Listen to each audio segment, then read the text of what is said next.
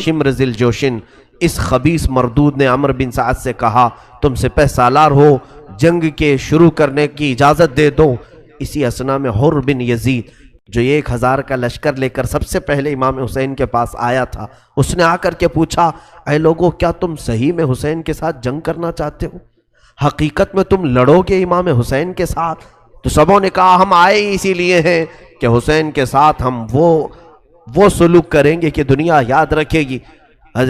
اس وقت حر بن یزید نے کہا اے لوگو، کیا تمہیں ڈر نہیں لگتا کہ حسین بن علی کے ساتھ لڑنے سے تمہاری آخرت خراب ہوگی، عاقبت برباد ہوگی؟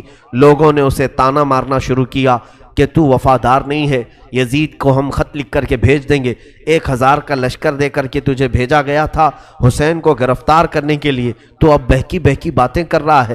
حر بن یزید فوج سے الگ ہو کر درمیان میں کھڑا ہوا، اپنے خیمے کے پاس آیا، اس کے گھر والے بھی تھے، اس کی بیوی اور اس کا بڑا بیٹا بھی تھا۔ انہوں نے دیکھا کہ حر کانپ رہا ہے اور بہت زیادہ جسم میں تھرتھراہٹ آ گئی۔ گھر والوں نے پوچھا حر یہ کیسی کپکپاہٹ ہے، کیسے کانپنا ہے؟ اس نے کہا میں ایک طرف جنت دیکھ رہا ہوں اور ایک طرف دوزخ دیکھ رہا ہوں، حسین کے خیمے کی طرف مجھے جنت دکھ رہی ہے اور یزیدی لشکر کی طرف مجھے دوزخ دکھ رہی ہے، اور میں بیچ میں کھڑا ہوں۔ بتاؤ اے لوگوں میں کیا کر سکتا ہوں؟ میں اگر دوزخ کو جان بوجھ کر کے ہاتھ میں لے لوں تو دنیا میں مجھ سے زیادہ بے وقوف اور پاگل کوئی نہیں ہوگا۔ یہ سنتے ہی اس کی بیوی نے کہا اے حر، آپ کے دل میں جو بات ہے وہ عمل کر جاؤ، جو دل تمہارا چاہ رہا ہے اس پر عمل کر جاؤ۔ حر نے فوراً اپنا گھوڑا دوڑایا اور اپنے بیٹے کو لیا، اپنی بیوی کو لیا، سیدھے امام حسین کے خیمے میں آیا۔ امام حسین نے دیکھا یزیدی لشکر کا پہلا کمانڈر آیا ہے، پوچھا کہ کیسے آنا ہوا، ابھی تو کوئی جنگ کی بات نہیں ہے۔ حر بن یزید نے کہا نہیں، جنگ کا طبل بج گیا ہے اور اعلان ہو چکا ہے کہ اہل بیت کے سر اڑائے جائیں گے، تیروں سے آپ کے جسم چھلنی کر دیے جائیں گے۔ میں اس لیے لشکر یزید چھوڑ کر آیا کہ مجھے رب نے ہدایت دی اور مولا مجھے تمہارے قدموں میں ڈال دیا۔ اے حسین، کیا میری بخشش کا کوئی راستہ نکل سکتا ہے؟ میں ہی ہوں جو آپ کو یہاں اترنے پر مجبور کیا، میں ہی ہوں جو آپ کو کربلا کے میدان پہ لے آیا۔ حر نے کہا کیا میری بخشش ہو سکتی ہے اگر میں اس عمل سے باز آ جاؤں؟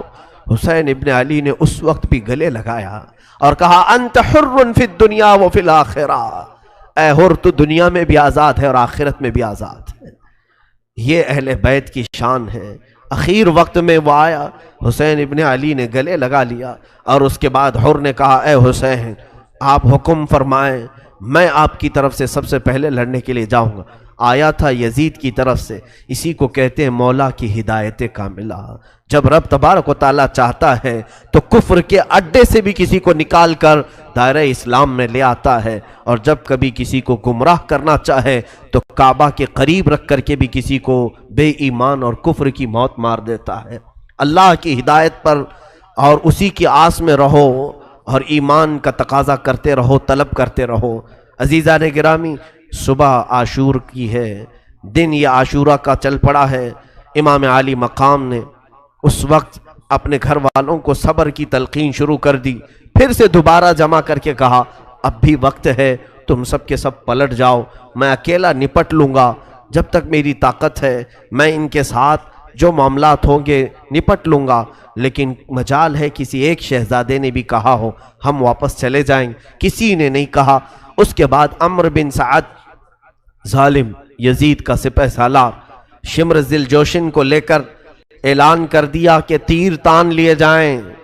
سارے لوگوں نے گھٹنے ٹیک دیے اور حکم کی فرمان برداری پر اپنے اپنے تیر سنبھال لیے، اور خیمہ حسین کی طرف ہر ایک کا تیر تھا۔ اور اسی اسنا میں 1000 کا لشکر لے کر عمرو بن سعد گھوڑے دوڑاتا ہوا خیمہ حسین کے پاس آیا۔ جیسے ہی وہ آیا، اب سیدنا امام حسین نے اپنے گھر کے 20 افراد کو لیے اور ان 1000 کا مقابلہ کرنا شروع کیا۔ ہم نے تو بدر کے متعلق سنا ہے 313 تھے اور مقابل میں 1000 تھے، یا حسین کے ساتھ 20 ہیں اور مقابل میں 1000 ہیں۔ یہ ہاشمی جوانوں کے ساتھ امام حسین کے شہزادوں نے وہ آئے ہوئے لشکریوں کو جو دوڑا رہے تھے، خیموں کے پاس بے حرمتی کر رہے تھے، حسین ابن علی کے شہزادوں نے ان کی صفوں کو ایسے کاٹا، پورے مجمع کو ایسا منتشر کیا کہ کئی گھوڑے زخمی ہو کر گرے، کئی فوجیں وہاں کٹ گئیں، اور اس کے بعد وہ جان بچا کر پھر خیمہ یزید میں آ گئے، یزید کے لشکریوں میں آ کر مل گئے اور کہا اس طرح سے جنگ نہیں ہوگی۔ پھر عمرو بن سعد نے کہا اب دیکھنا تم سب گواہ رہنا، سب سے پہلا تیر حسین کی طرف میں چلاتا ہوں، اور یہ کہہ کر کے اس نے خیمہ حسین کی طرف تیر چلایا، اور اس کے بعد اعلان کر دیا جنگ کا آغاز ہو چکا ہے۔ طبل بجائے گئے، باجے بجائے گئے اور سر پھونکے گئے، وہاں پر طبلے، بانسریاں اور یہ جو بجائے جا رہے تھے حسین کے ساتھ جنگ چھیڑنے کے اعلان میں بجائے جا رہے تھے۔ آج بھی لوگ بجاتے ہوئے نکلتے ہیں، شاید آج بھی لوگوں کے دل میں یہ ہوگا حسین کو بلا رہے ہوں گے کہ پھر سے جنگ شروع ہونے جا رہی ہے۔ طبلے بجائے گئے تھے یزید کی طرف، اور اس کے لشکریوں نے اعلان کے لیے ڈھول باجے بجا کر کے شروعات کی جنگ کی۔ امام حسین ابن علی رضی اللہ تعالیٰ عنہ اپنے خیمے میں بیٹھے تھے، حر بن یزید جو آئے امام علی مقام کی بیعت کی تھی اور وفاداری کا ثبوت دیا تھا، وہ اٹھے اور جانے لگے تو حر بن یزید کا بیٹا علی وہ کھڑا ہوا اور کہا کہ اے ابا جان، آپ کے ہوتے ہوئے، میرے ہوتے ہوئے آپ کیسے جائیں گے، مجھے اجازت دیں۔ تو سب سے پہلے حر بن یزید کا بیٹا میدان کربلا میں اترا۔ یہ امام علی مقام کے وہ نئے ساتھی ہیں جو اسی دن ملاقات کی ہے اور اسی دن نکل پڑے، اور اس جوان نے 2-3 لوگوں کو اپنی تلوار سے مارا، لیکن زیادہ دیر تک وہ نہیں مار سکا۔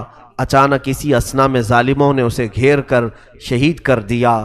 نوجوان بچے کا جیسے ہی انتقال ہوا، حر بن یزید کہتے ہیں کہ میں گھوڑا دوڑا کر میرے بیٹے کی لاش اٹھانے کے لیے نکلا تھا کہ حسین کے نام پر میرا شہزادہ گر گیا ہے، بیٹا میرا انتقال کر گیا ہوگا، اس لیے کہ وہ بار بار چلا رہا تھا ادرکنی یا ابتا، اے میرے ابا آ جاؤ، مجھے پکڑ لو، مجھے اٹھا لو، اور اس کی روح قبض ہو چکی تھی حر بن یزید کے بیٹے کی۔ حر کہتے ہیں میں گھوڑا دوڑاتے ہوئے میرے جوان بچے کے تک پہنچنا چاہ رہا تھا، دیکھا وہاں پر مجھ سے پہلے حسین ابن علی پہنچے ہوئے ہیں اور امام علی مقام اس جوان کو اٹھا رہے ہیں اور اٹھا کر کے خیمے کی طرف لا رہے تھے۔ حر بن یزید نے کہا آقا یہ غلام زادہ ہے، آپ اٹھا رہے ہیں۔ حسین ابن علی نے کہا کہ اے حر تجھے معلوم نہیں دنیا کا دستور ہے کہ جوان بیٹوں کو باپ نہیں اٹھا پاتا، تو میں اٹھاؤں گا جب تک رہوں گا۔ لیکن کربلا نے وہ بھی منظر دیکھا جب حسین نے خود اپنے شہزادوں کی لاشیں اٹھائے، تب کوئی دوسرا اٹھانے والا تھا ہی نہیں۔ اے میرے عزیزو، امام علی مقام اس جوان بچے کی لاش کو خیمے تک لے آئے۔ حر بن یزید یہ امام علی مقام کی طرف سے نکلے اور اپنے بیٹے کی موت کا غم بھی لاحق تھا۔ یزید کے لشکریوں پر وہ شیر کی طرح بپھر گئے، جگہ جگہ سے ان کی صفوں کو کاٹتے رہے۔ عمرو بن سعد نے کہا کہ پکڑ لو حر بن یزید کو اور گرفتار کرو۔ لوگوں نے جب تیروں سے حملہ کیا اور پھر دیکھا کہ تیر کھا کر تقریباً 27 تیر حر بن یزید کے جسم پر لگے، لیکن وہ کسی تیر کا کوئی بھی نوٹس نہیں لیتے تھے، اور اس کے بعد ایسا ہوا کہ ان کے گھوڑے کو گرایا گیا اور لوگ ان کے جسم پر چڑھ گئے اور ان کا سر بھی جسم سے الگ کیا گیا۔ حر بن یزید کو وہاں پر شہادت ہوئی۔